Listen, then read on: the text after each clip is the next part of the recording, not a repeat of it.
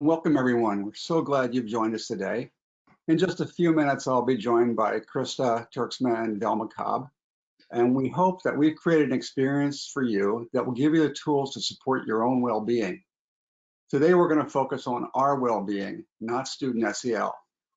But we know that when teachers feel well, they develop better relations with students, and students become more engaged in learning. This gathering is going to be practice-based, so I invite you to relax into this experience.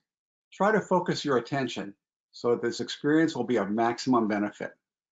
As Karen said, Castle's recording the webinar and will make it available, so there's no need to worry about taking notes. Instead, we hope this time is a gift for you. As many of you know, there's been an increasing focus on social emotional learning around the world. And as it's taken hold, there's been increased interest in the social emotional learning of adults. Because if we're not well, we don't teach well, and this affects our relationship with students and their learning. For the past decade, I and my colleagues, including Tish Jennings, Deb Schusler, Josh Brown, Alexis Harris, and my wife, Krista Turksma, who's joining me today, we've been developing and testing effective models for supporting educators to improve their well-being and resilience. This work combines the best of adult SEL, that is, having teachers become more aware of the 5 components of SEL as designed by Castle, and combining this with the use of mindfulness practices to deepen teacher awareness and experience. Now, while many of you know me as a founder of Castle or as a nerdy guy who conducts careful randomized trials, today we're not talking about research. There won't be any PowerPoints with lists of things. If you're interested in the research, you can study that research at the createforeducation.org website. But today's gathering is an invitation to practice and enrich our inner lives and the lives of those around us. Now, this time of COVID-19 has raised the level of anxiety and concern for all of us. At this time, feeling anxious, worrying about what might happen, it's just a totally natural reaction to change, especially when we don't know what will happen next, how long this current environment will last, and what the other end of the experience is going to be like. It's all unclear and ambiguous, and this can make most of us feel very uncomfortable, including me. It's natural to feel worried about how we, our families, students, and their families will be affected. And as educators, we not only face the stress of changes in our own lives and our own families, but also really deep concerns about the well-being of our students and their families. When we feel anxious or uncertain about the future, it's easy to panic. And when we feel overwhelmed by such anxiety and fear, we often can't think clearly. We often ruminate or continuously think the same thoughts over and over, which sometimes can be very sad and dark. We can just get caught in a vicious cycle, and I'm sure most of you have felt this sometime in the last month. We also know that when we're overwhelmed, it's hard to make good decisions for ourselves and for others. And if we're continually feeling stressed over this time, this becomes chronic stress, and it can affect both our body and our mind. Thus, we really need to take care of ourselves if we want to be able to continue caring for others. Self-care is critical for educators to build our resilience, our energy, and our focus, especially in this time of such high demands. So today, the question is, what can we do to support ourselves, our colleagues, and our students? And I'm excited to be joined by Krista Turksma, who is a co-developer of the CARE Professional Development Program and the Director of Care Training at createforeducation.org, and by Velma Cobb. Velma is the Director of the Lander Center for Educational Research in the Touro College Graduate School of Education in New York, and Velma is also a certified trainer in the CARE Professional Development Program. Velma, please join us.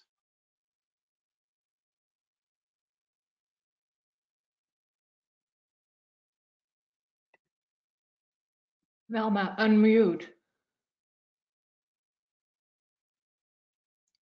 Have to always remember to unmute. We're glad that all of you are here with us today. We have created an experience that will give you the tools to support your well-being. This gathering is practice-based, so we invite you to put down anything else that you're doing. Try to resist checking your email or other social media accounts. Try to be present so that this experience will be of maximum benefit. We know that you want to do this work with your students. This is a practice-based session for you. We must take care of ourselves so that we can take care of each other. During our time together, we would like to engage you in a couple of mindfulness practices that have been shown to be helpful to support educators' well-being and resilience. These practices are part of the CARE Professional Development Program, and you can learn more about CARE at createforoeducation.org. Now we'll hand it over to Krista. Thank you, Velma. So welcome, everybody. I'm really happy you're all here and taking some time for yourself. And I'm glad to be with you in this time. The practices that we're going to introduce this morning might be new to you. And so my invitation to you is, can you keep an open mind and follow along as good as you can? So the question is, how can mindfulness help us? How can mindfulness really support our own well-being and our resiliency? So mindfulness is really the practice of being and staying in the present moment. So much of our intention and time and energy is spent worrying and ruminating about everything that went wrong yesterday and all the things we still have to do tomorrow. So we forget to be really present in the here and now. So when we practice mindfulness, we, what I call, synchronize our bodies and minds. We are much more attuned together. We become more aware of our physical sensations. And then we can become aware of the thoughts that go along with these sensations. So if I'm checking in with myself right now, I can feel that my heart is beating very, very fast. And I have kind of a pit in my stomach. Now I have learned to recognize these signals that I'm feeling nervous. And it also gives me the ability to now notice my thoughts. And usually those thoughts just intensify my nervousness. You're not good at this. People won't like it. You're going to mess up. So by practicing mindfulness, I can become aware of these thoughts, these negative thoughts, and just notice them. Just notice, oh, that's what I'm thinking. And realize thoughts are just thoughts. They come and go. And instead of being caught up in these negative thoughts, I can give myself a gift. I can take a deep breath and create a pause for myself.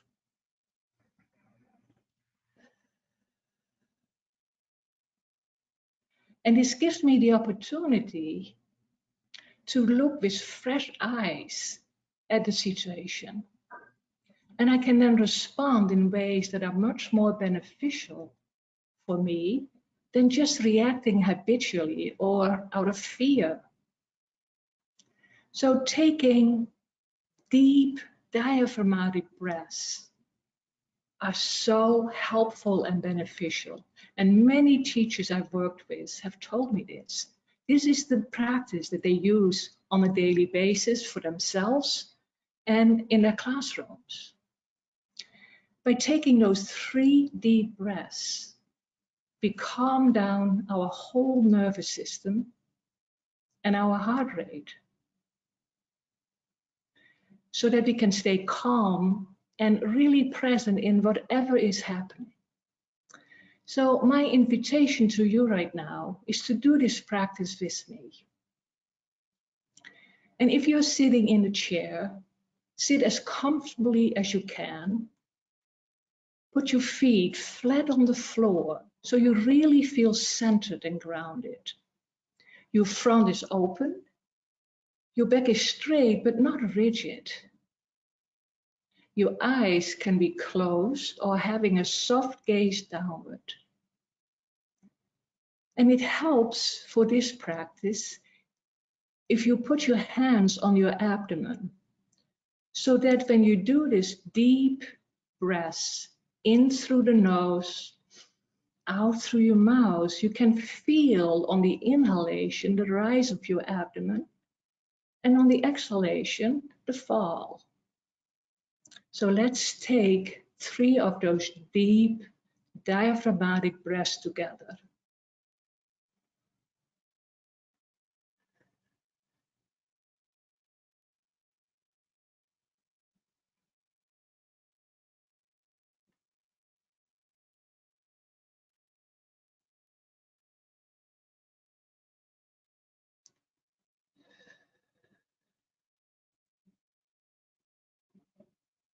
Thank you. Now my invitation to you is to check in with yourself. How are you doing right now? Do you feel a little bit more together? A little bit more synchronized? I definitely can feel that my heart rate went down, which is very beneficial for me and you. So another practice that teachers have told me is very beneficial is to set a daily intention.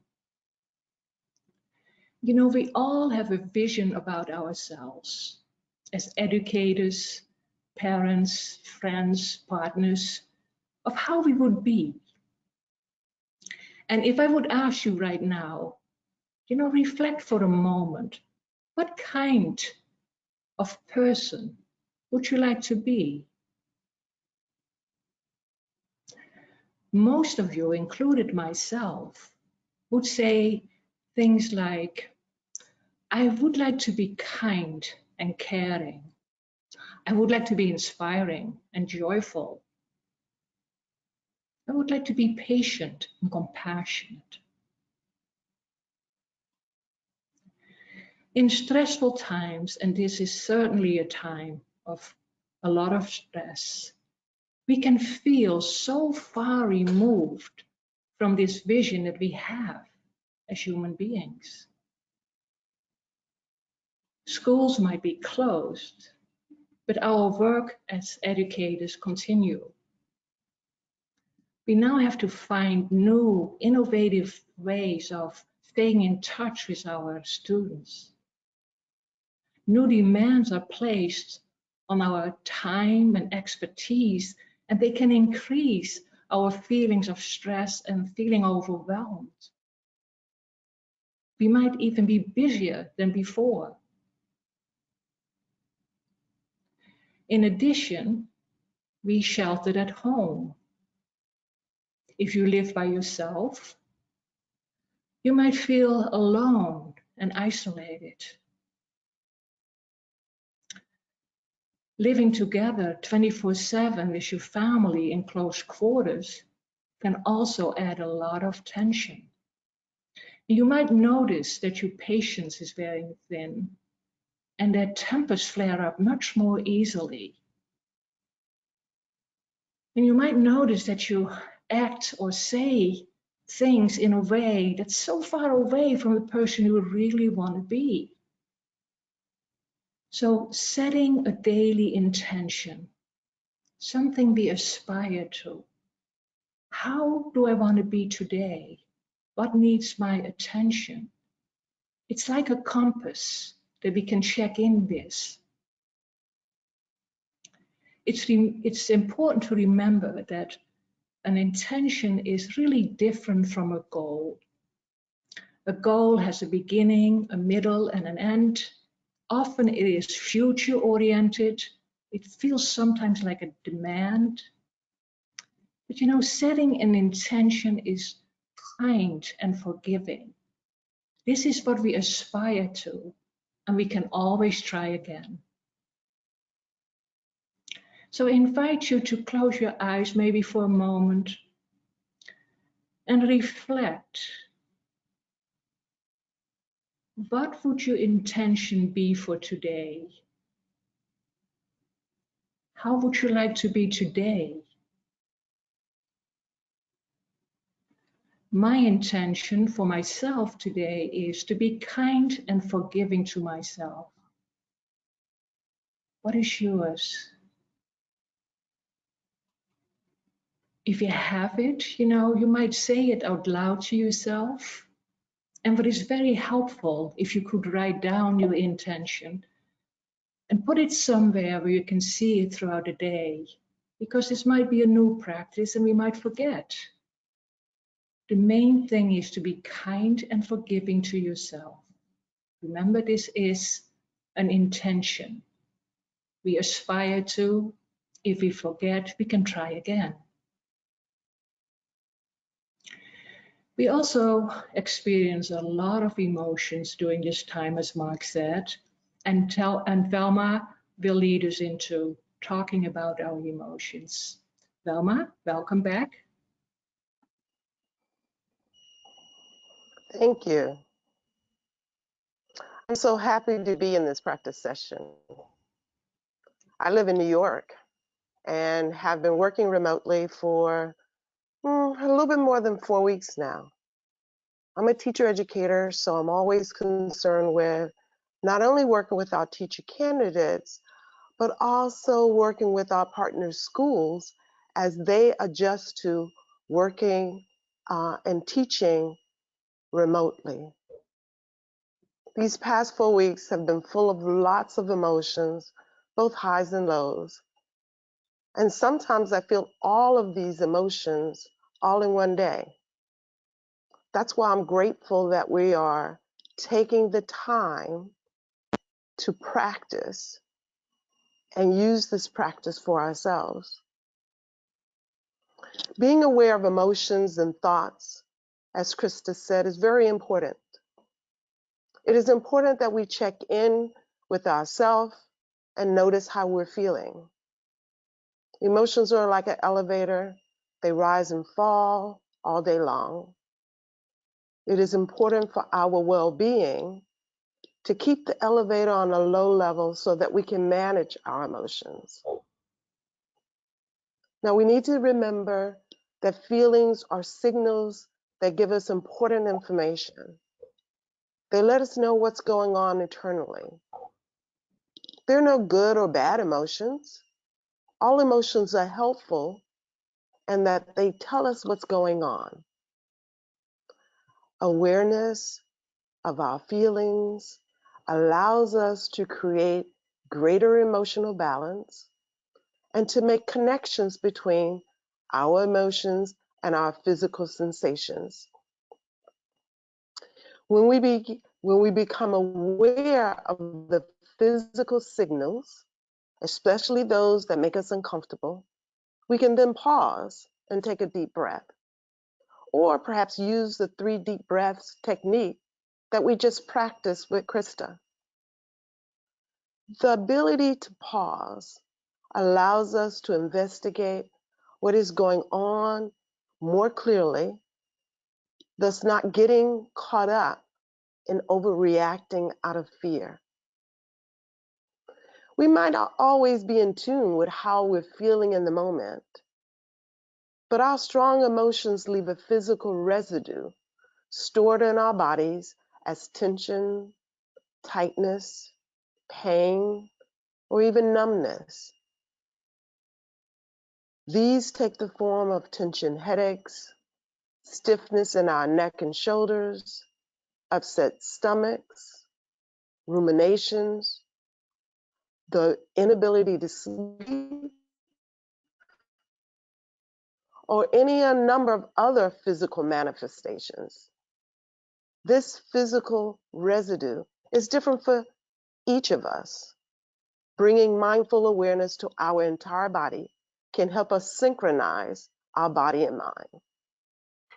So let's use this time right now to check in to see what we're feeling right now.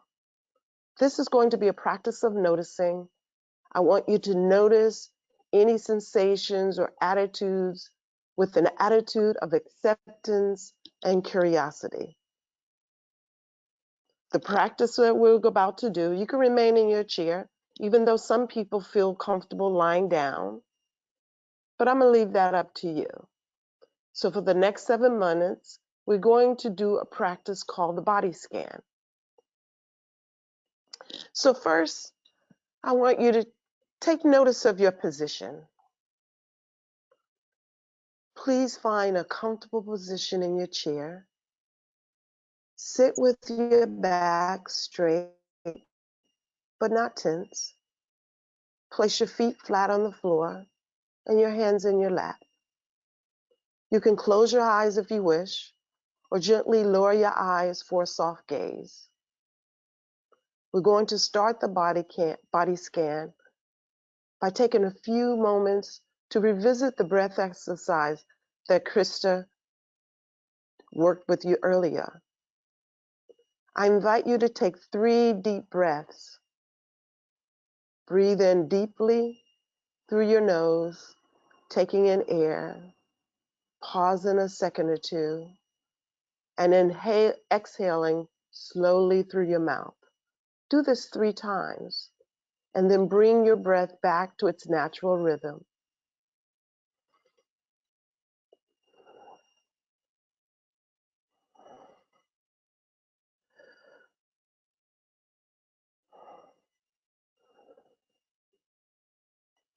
Bring your attention to your head. There are many forms of this practice, but I start at the head because we're educators and we do a lot in terms of our thinking in the work that we do. So we start at our head to just notice if there are any sensations or tensions in our head. Let your attention flow to your forehead, your face.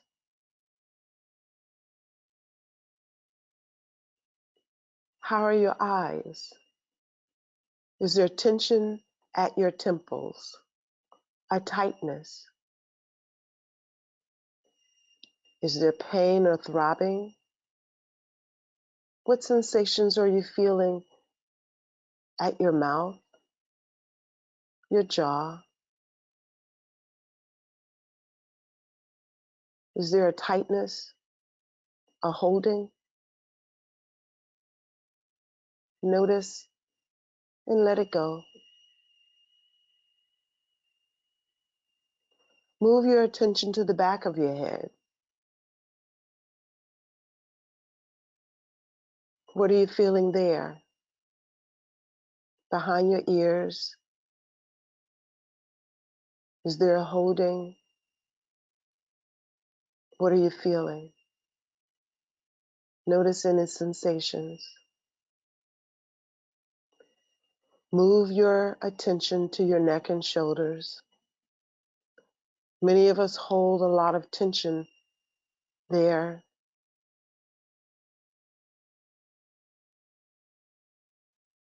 Is there a holding, a tightness? Remember to breathe. Bring your attention to your arms. Notice if there is any tension in your arms, your elbows, wrists, hands, or fingers.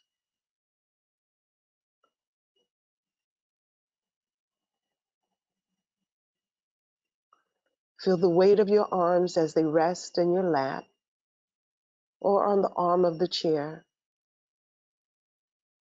Notice the contact between your arm and whatever surface they're resting on.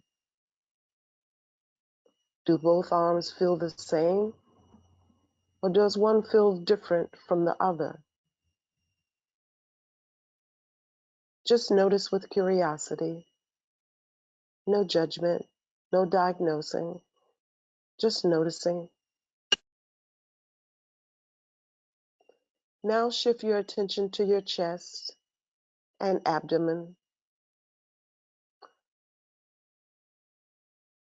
Let your attention flow from your collarbone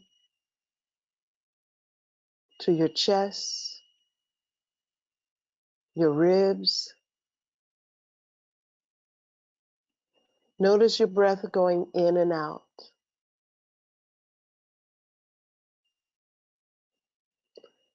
You might want to rest your hand on your abdomen as you breathe. Notice your abdomen extending as you breathe in, going down as you exhale.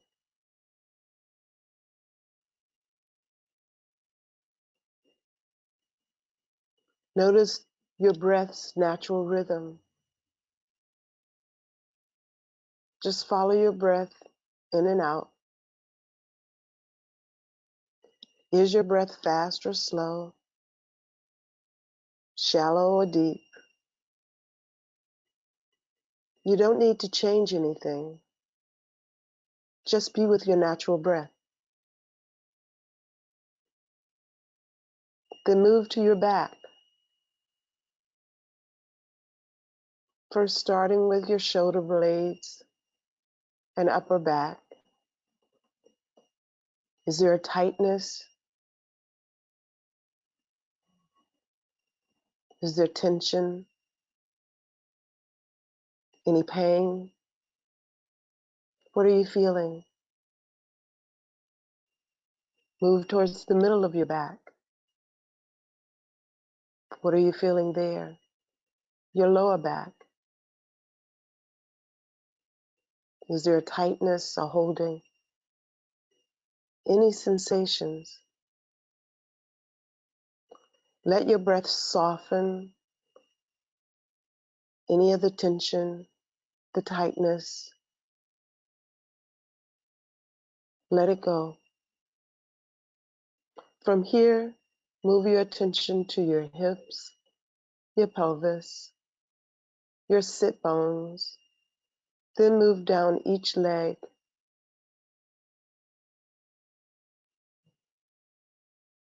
including the top and back of the thigh, the knee, the calf and chin, the ankle and foot. Don't forget the toes. Notice what sensations you're feeling. Remember to breathe.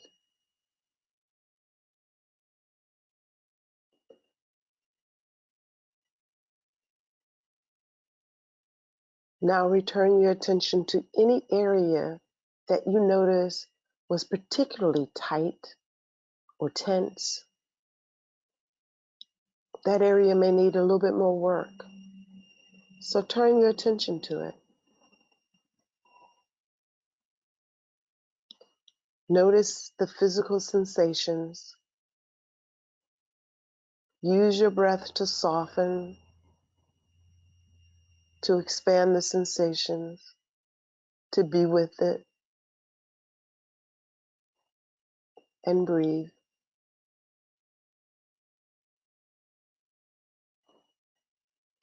As we end this body scan, practice bringing your attention back to your breath.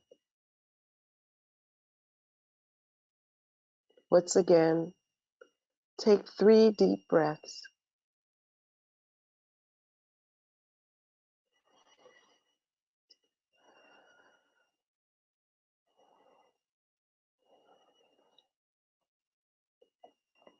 What did you notice?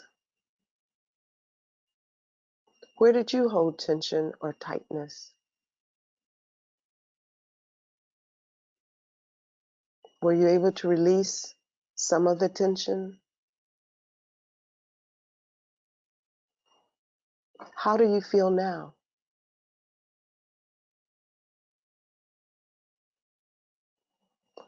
Please remember You always have the ability to pause, to breathe deeply, and focus your attention on the physical sensations of your body. You can do this for an extended period of time, or perhaps just for a few seconds or minutes. Emotions are the key to knowing what's going on inside your body. Now I'm going to turn it over to Krista so that she can share other mindfulness practices. Oh, thank you, Velma. Well, the body scan is always very useful, especially at nighttime, when we can't sleep and we ruminate about everything that went wrong that day. Doing that, checking in with ourselves. Where am I holding any tension? I noticed that pit in my stomach is not as intense, and my heart rate went back to normal, which I'm very grateful for. But if you do it at night and you fall asleep, consider that a gift. Now I would like to talk about being kind to ourselves and to others. Especially in this stressful time, thinking about kindness might be very beneficial for us. And sometimes it's much easier to be kind to others than being kind to ourselves. We are often our harshest critics. So when you notice, for instance, negative thinking, bring to mind a good friend. What would they say to you if you came with your story to your good friend? What would they say to you? How would they talk to you? And the invitation is to remember this when we are caught up in our negative thoughts. Can we talk to ourselves as our best friend would do? Being kind to others is also very beneficial for us because it makes us feel good and it makes us feel connected to others. And these being kind to others, they don't need to be big actions. It can be small things like sending a friend or a loved one, somebody you worry about, a nice card with a thank you. If you're still able to take a walk, on your daily walk, wave or smile to people you meet. Check in with an elderly neighbor. How are you doing today? And I'm sure you can find many different ways of being kind to yourself and to others. Another way of being more mindful and more in the present moment is to notice everything we can still be grateful for.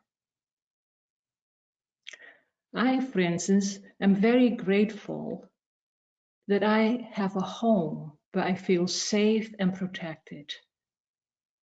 I'm grateful that my children and their partners are healthy. I'm grateful that I'm sheltering with a loving and kind and caring partner. Some people like to write down 3 to 5 things every night before going to sleep in a journal. And at the times where they feel kind of desperate, they check in with their journal and read some of their entries. Families have started a gratitude jar, and family members are invited throughout the day to notice everything they are grateful for, write it down, put it in the jar, and then at some time during the day, usually dinner time, we can read those notes. So what we are doing here, when we are being kind to ourselves and others, or when we really think about all the things we still can be grateful for, we focus our attention on something positive. And this really increases our sense of well-being and our resiliency. Another practice that many teachers have found very helpful is what we call the caring practice. Some of you might know this as the loving kindness practice. In this practice, we generate feelings of care and compassion for ourselves, but also for others. We're going to start with ourselves. Then we're going to think about somebody who's dear to us. Then we're going to think about somebody we don't know too well, a neutral person. And then the invitation is also to think about a person who is a little troublesome for you. It might help to keep in mind that this person, like Rumi says, might need our love, care, and attention the most. And that they are just like us. They would like to be safe. They would like to be well. And then I also would like to spend some time wishing all the people on the front line and all the people who make it, their effort to make our lives easier, to give a big thank you to those people. The aim of this practice really is to keep an open mind and an open heart. So I'd like to invite you again to sit in your mindful pose. Your feet are flat on the floor, so you feel centered. Your front is open, your back is straight but not rigid. Your eyes can be closed or having a soft gaze downward, and your hands can rest in your lap. So let's start again with those 3 deep breaths.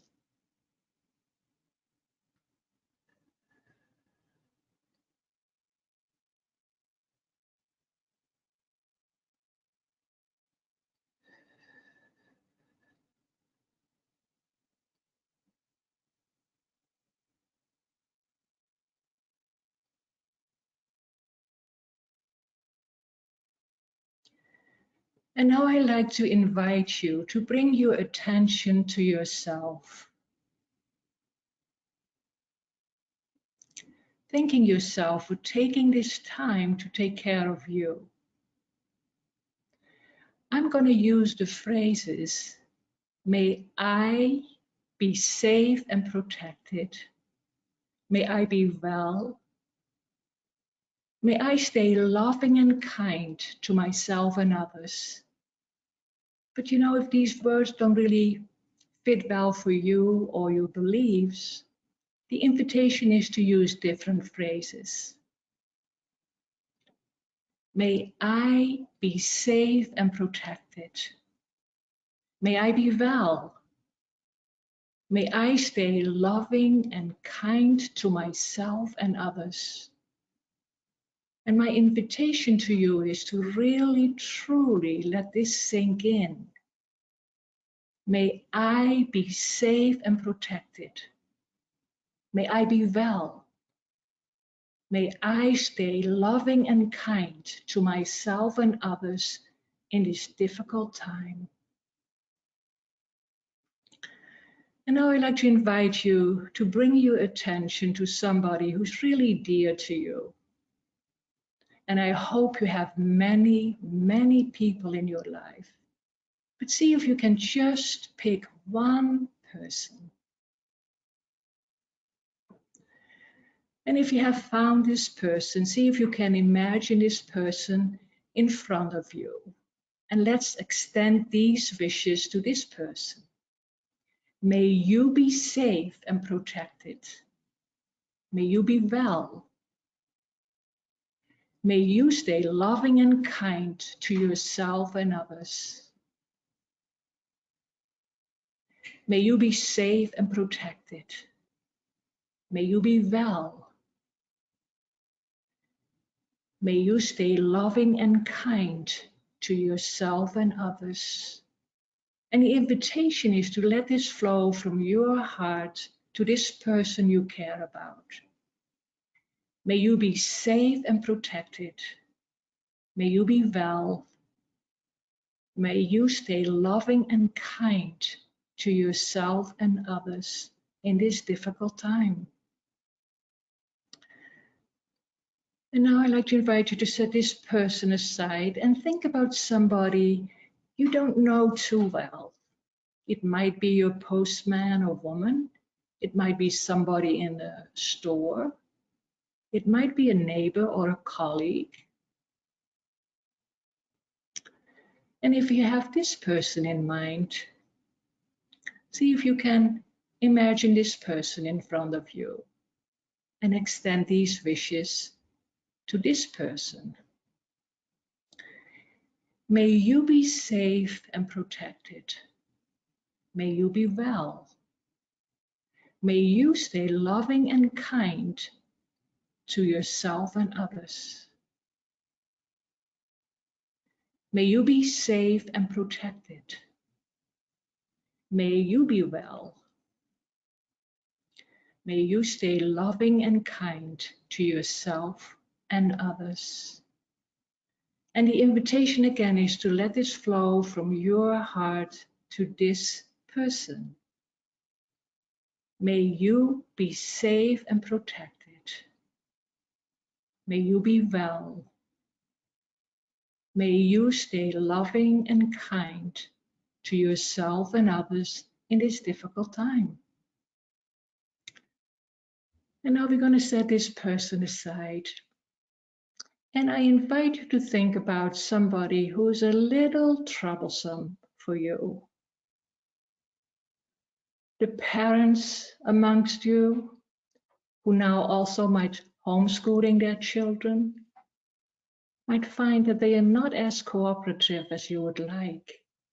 So think about a recent incident where you felt irritated by somebody.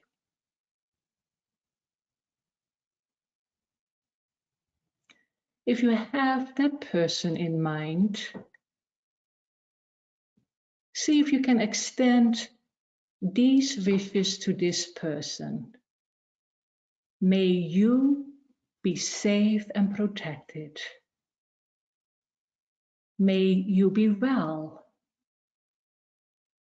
May you stay loving and kind to yourself and others in this difficult time.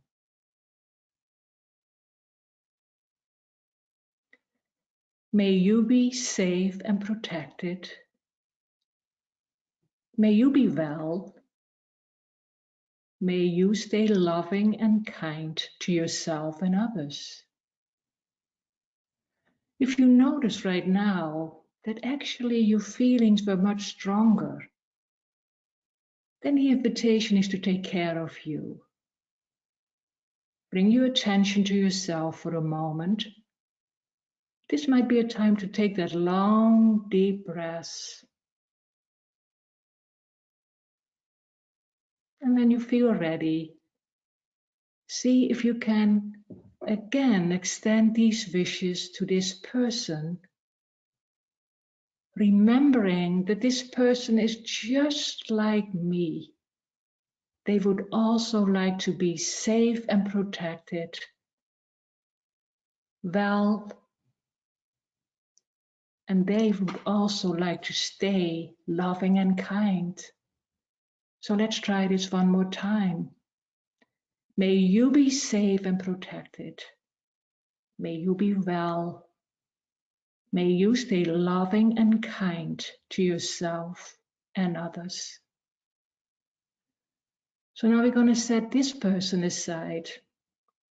And I invite you to think about all the people on the front line, the doctors, the nurses, the cleaning people, the cafeteria people in a hospital, the people in the store, the truck drivers who make sure that we still have most of things we need. And let's imagine we have a visual of all these people, and let's extend these wishes for their safety and protection, for their well-being, and that they might stay loving and kind to themselves and others. May you all be safe and protected. May you all be well. May you all stay loving and kind to yourself and others. And again, the invitation is to see if you can let this flow from your heart to these people who support our well-being in this difficult time. May you all be safe and protected. May you all be well. May you all stay loving and kind to yourself and others in this difficult time. May you be safe and protected. May you be well. May you stay loving and kind to yourself and others. And I would like to add a really big thank you to all these people. So now I'd like to invite you to bring your attention back to yourself and say to yourself, may I enjoy well-being. May I enjoy peace. May I enjoy happiness. And now I'd like to invite you to open your eyes if they were closed. And I would like to thank you for your time, your attention. And we truly hope that the practices we have introduced today you found helpful.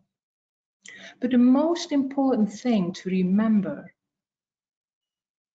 is how valuable and important you are to your students and their families, to your own family and friends.